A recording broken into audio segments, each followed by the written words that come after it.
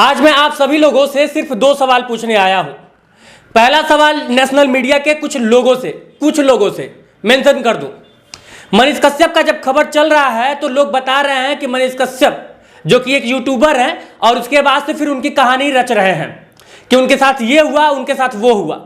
TRP के भूखे, AC के कमरों से पत्रकारिता करने वाले, जो कभी भी हिंदुस्तान के गांव को कभी आज तक नहीं दिखा पाए, जो हिंदुस्तान के धरातल की जो जमीनी मुद्दे हैं उनको नहीं दिखा पाए, वो लोग आज मनीष कश्यप और मनीष कश्यप के साथ मुझ जैसे तमाम पत्रकारों को सिर्फ यूट्यूबर बोल रहे हैं। इस बात को लेकर मैं आपसे चर्चा क्यों कर रहा हूं उसके ऊपर आऊंगा, लेकिन सबसे पहले इन लोगों को एक करारा जवाब देना जरूरी है। पत्रकारिता का मतलब क्या समझते हैं आप लोग? क्या आप लोग को लगता है कि हिंदू मुस्लिम हिंदुस्तान पाकिस्तान कर देने से, हिंदुस्तान पाकिस्तान चाइना कर देने से आप हिंदुस्तान की आवाज उठा रहे हैं? आप पत्रकारिता कर रहे हैं। यूट्यूबर का मतलब होता है कंटेंट क्रिएटर। उसमें आप सारी श्रेणियों को ले सकते हैं, लेकिन पत्रकार कह देते तो इन लोगों का अपमान हो जाता, इन लोगों की कुर्सी खतरे में आ जाती, इन लोगों का धंधा बंद हो जाता। और हो भी क्यों ना, कभी ये लोग कभी भ्रष्टाचारी इंजीनियरों पे आवाज उठाए हैं क्या? कभी भ्रष्टाचारी नेताओं पे आवाज उठाए हैं क्या? नहीं। मैं सबकी बात नहीं कर रहा हूं, लेकिन ज्यादातर की मैं बात कर रहा हूं जिनको सिर्फ इस बात से मतलब होता है कि आज डिबेट में कौन आएगा और किन किन मुद्दों पर, बड़े बड़े कारपोरेट के कहने पर किन किन मुद्दों पर जनता का ध्यान भटकाना है और कहां से भटकाना है। जिनका सिर्फ इतना काम है वो लोग आज मनीष कश्यप को यूट्यूबर बोल रहे हैं। यह हो गया मेरा पहला सवाल। अब आते हैं दूसरा सवाल। मैं बार बार शुरू से यह बात बोल रहा हूं कि मनीष कश्यप की विचारधारा मुझसे अलग हो सकती है। मनीष कश्यप की जो वे ऑफ प्रेजेंटेशन है उससे मेरी सहमति और असहमति हो सकती है, लेकिन जब बात आएगी पत्रकारिता की तो मैं बोलूंगा, चाहे वो किसी विचारधारा का हो।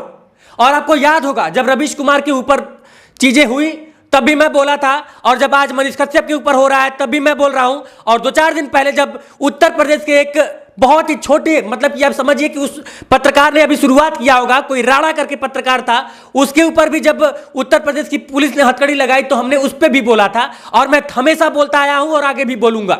अब उसके लिए कमेंट बॉक्स में जिनको छिछलेदरी मचानी है मचा सकते हैं, क्योंकि बात कुछ मैं सबको नहीं कह रहा हूं, लेकिन कुछ लोग हैं जो अपने टाइटल को लेके मरे जा रहे हैं। उनको लगता है कि उनका टाइटल फला है और फला का टाइटल फला है तो वो उनको रोजी रोटी देने आ जाएंगे।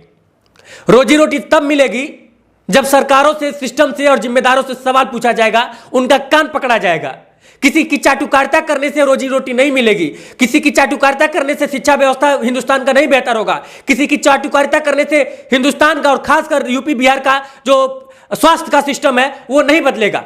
मैं आए दिन स्वास्थ्य व्यवस्था को लेकर उत्तर प्रदेश में रहते हुए, मैं स्वास्थ्य व्यवस्था को लेकर मुख्यमंत्री यहाँ के जो है योगी आदित्यनाथ जी और जो स्वास्थ्य मंत्री हैं ब्रजेश पाठक जी, उनसे सवाल करता रहता हूं। अब इसका मतलब कि वो लोग हमको जेल में डलवा दे, हथकड़ी पहनवा दो? जब आपके ऊपर सीबीआई और ईडी की जांच हो तो आप लोकतंत्र का रोना रोइए, और जब आपसे सवाल किया जाए, आपके सिस्टम पे सवाल किया जाए तो आप भी तानाशाही करने लगेंगे। तो ये तो दोगलापन हो गया भैया। ये कहां से आपको एक तरफा नहीं दिख रहा है? ये दो तरफा है क्या? यानी कि समाज को सुधारने की जो जिम्मेदारी है वो यूट्यूबर और पत्रकार, जो डिजिटल मीडिया के पत्रकार है, वही बेचारे लेके रखे हैं। आपकी कोई नैतिक और सामाजिक जिम्मेदारी नहीं है। आप वाली अगर कोई पत्रकार नहीं बात करता है तो आप उसको गाली देंगे। आपकी विचारधारा है और दूसरे की विचारधारा गई तेल लेने। ये दोगलापन नहीं है तो क्या है? ये एक तरफा बातें नहीं है तो क्या है? आज मनीष कश्यप की गिरफ्तारी, उनके हाथ में जब हथकड़ी लगी है और उनके कुछ फोटो वायरल हो रहे हैं, बहुत लोगों को, बहुत तेरे लोगों को उस फोटो को देखकर, उस वीडियो को देखकर तकलीफ हो रही है। लेकिन कुछ टुच्चे टाइप के लोग हैं जिनको सिर्फ उनका टाइटल फला है और मनीष कश्यप कभी आरएसएस में हुआ करते थे तो उनको तकलीफ हो रही है। मतलब ये कि कोई इस बात से दुखी हो जाए कि फला मदरसा में पढ़ा है, कोई इस बात से दुखी हो जाए कि फला आरएसएस के शाखा में जाता था, तब तो इस देश का कल्याण हो गया। यानी कि इस देश में सिर्फ एक ही विचारधारा रहेगी। आपकी विचारधारा रहेगी, दूसरे की विचारधारा नहीं रहेगी। मैं दोनों का विरोधी हूं। अगर कोई मदरसे पे भी सवाल उठाता है तब भी मैं बोलता हूं, लेकिन आरएसएस के संग शाखा में कोई जा रहा है तो आपको तकलीफ कहां है भाई? उसकी मर्जी है, वो जाए जहां मन तहां जाए। आपकी मर्जी है, दूसरे का मर्जी नहीं है। मजाक बना के रख दिया गया है। और यूट्यूबर वो लोग बोल रहे हैं जिनकी औकात नहीं है शासन सत्ता और जिम्मेदारों से सवाल पूछने की। आज तक ये लोग घरों में बैठ के, एसी के कमरों में बैठ के, एक इधर कोई पंडित टाइप का, कोई बाबा टाइप का बैठा लेंगे और इधर कोई मौलाना टाइप का बैठा लेंगे, हु हल्ला करते रहेंगे। कभी भी उन्होंने हिंदुस्तान के गरीब किसान, भारत के गरीब किसानों की आवाज ही नहीं उठाई। कभी उन्होंने टूटी सड़कों में हो रहे भ्रष्टाचार को नहीं दिखाया। कभी उन्होंने गांव में विकास के लिए जो ब्लॉक पर पैसा आता है, वहां के अधिकारियों के ऊपर अगर किसी ने आवाज उठाई है तो वो हम जैसे पत्रकारों ने उठाई है। और ये लोग आए हैं यूट्यूबर बताने। और एक बात और समझ लीजिएगा, आज ये सारी चीजें जो हो रही हैं वो सिर्फ मनीष कश्यप के साथ नहीं हो रही है।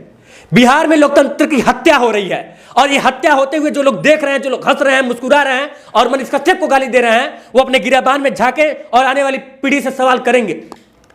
कौन हिम्मत कर पाएगा इस तरह से? अगर कोई शासन प्रशासन के लोग इस तरह से पानी पी के पड़ जाएंगे किसी पत्रकार के पीछे, तो कौन आवाज उठाएगा? और रही बात पत्रकारिता में पैसा कमाने की, तो सुनिए सर, इतना हम लोग औकात रखते हैं कि जैसे यहां पे चिल्ला के पैसा जो डिजिटल मीडिया पे आता है, उससे बढ़िया बढ़िया, इससे बढ़िया बढ़िया सीपीएम न्यूज चैनल का सीपीएम डिजिटल मीडिया पे सबसे डाउन है। सबसे घटिया, मतलब कि सबसे घटिया अगर सीपीएम है तो वो न्यूज चैनल का है। तो अगर हम लोग पैसे के भूखे रहते तो कुछ और क्रिएट करके हम लोग इसी डिजिटल मीडिया से इससे बेहतर पैसा कमा सकते थे। लेकिन हमने क्रांति को चुना, हमने पत्रकारिता को चुना। क्या हमारा यह दोष है? बता दीजिए विकास गोस्वामी ने कभी सिलेक्टिव पत्रकारिता की हो? बता दीजिए कि मनीष कश्यप ने सड़कों को लेकर, गांव को लेकर, गरीब मजदूरों को लेकर अगर आवाज ना उठाया हो। और रही बात जो आरोप लगे मनीष कश्यप के ऊपर, वो सिर्फ आरोप है, और आरोप मेरे ऊपर भी लगा है और आरोप मनीष कश्यप के ऊपर भी लगा है। आरोप लगने से कोई अपराधी नहीं हो जाता। और बिहार पुलिस के डीजीपी साहब, आपने कहा कि आदतन अपराधी है, कोर्ट ने साबित किया है कि आप कोर्ट हो गए हैं। थोड़ा साबित कीजिए, कर दीजिएगा, तब अपराधी बोलिएगा। ये आपसे गलती हुई है और इस गलती की आपको क्षमा मांगनी चाहिए बिहारियों से। और रही बात, मैं फिर से रिपीट कर रहा हूं कि अगर इसी तरह से आवाज दबाया जाएगा तो कल को कोई मनीष कश्यप, कोई विकास गोस्वामी, कोई रवि भट्ट कभी भी जनता की आवाज नहीं बनेगा, कभी नहीं बनेगा। और सबसे बड़ी बात मैं आपको बता दूं कि ये जो लोग हंस रहे हैं ना, आज कल उनकी बारी आएगी, फिर यही विकास गोस्वामी उनके लिए भी खड़ा होगा। वो आज हम लोगों के लिए खड़े हैं कि नहीं, मुझे नहीं पता। कभी मेरे ऊपर जब मुकदमा हुआ तब वो मेरे साथ खड़े थे कि नहीं, मुझे नहीं पता। आज इन मनीष कश्यप पे और तमाम लोगों पे हुआ है, रवि भट्ट पे और तमाम लोगों पे, उनके साथ खड़े हैं कि नहीं, मुझे नहीं पता है।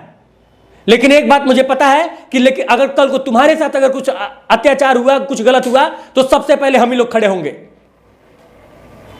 क्योंकि हमारे खून में दोगलापन नहीं है। और इस बात को समझना होगा, और नहीं समझेंगे तो इसी तरह से ये मनीष कश्यप के ऊपर शिकंजा नहीं कसा गया है, ये डिजिटल मीडिया के पत्रकारों के ऊपर शिकंजा कसा गया है। सब लोगों को बहुत ज्यादा भय था, बहुत ज्यादा तकलीफ था कि डिजिटल मीडिया वाले तो सही आवाज उठा रहे हैं, डिजिटल मीडिया वाले तो जमीनी मुद्दों को उठा रहे हैं। और इस बात से तकलीफ ये बड़े बड़े मीडिया घरानों को भी थी। इनकी रोजी रोटी बंद हो रही थी, इनको हमने डिजिटल मीडिया पे उतार दिया, इनकी टीवी की पत्रकारिता धीरे धीरे ठप हो रही थी। बाकी बहुत कुछ नहीं बोलना है, लेकिन एक बात याद रखिएगा, आज जो लोग मौन हैं, अगर मौन रहे तो आपकी आवाज उठाने के लिए कोई दोबारा से हिम्मत नहीं कर पाएगा। जय हिंद।